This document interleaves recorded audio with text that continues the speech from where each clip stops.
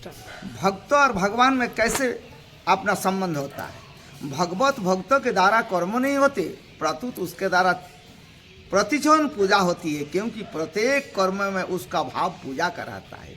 भाव का बंधु भगवान, अभाव का बंधु कोई नहीं है।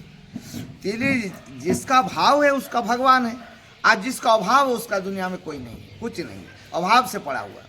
तो जिसका मन भगवान में लगा रहता है उससे सामान्य मनुष्य नहीं समझना चाहिए, क्योंकि वो भगवान के दरबार के एक सदस्य है। जैसे लोभी आदमी की दृष्टि धन पर ही रहती है, ऐसे ही भक्तों की दृष्टि भगवान पर रहनी चाहिए। देवता लोग तो अपने उपासना का, उनकी उपासना का सांगपक हो जाने पर उनका हित अहित का विचार किए भी नहीं, इच्छित वस्तु दे देते हैं। परंतु परमपिता भगवान अपने भक्तों को अपनी इच्छा से ही वस्तु देते हैं जिनमें उसका परम हित हो। आप भगवान के दास बन जाओ तो भगवान आपको मालिक बना देगा। तो ऐसा उदारता सिर्फ प्रभु में ही है। भगवान का भक्त कितनी भी नीची जाति का क्यों ना हो, वो भक्तिहीन विद्वान ब्राह्मण से भी श्रेष्ठ है। भगवान के हृदय में भक्तों का जितना आदर है उतना आदर करने वाला संसार में दूसरा कोई नहीं है।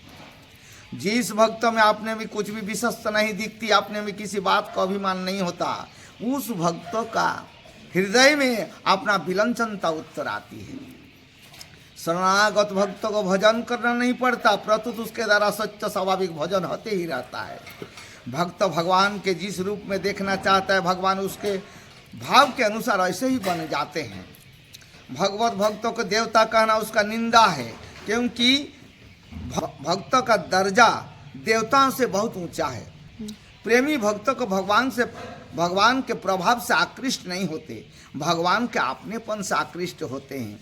प्रेमी का बात तो प्रेमी ही समझ सकता है, ज्ञानी नहीं। फिर अज्ञानी तो समझ ही कैसे सकता है।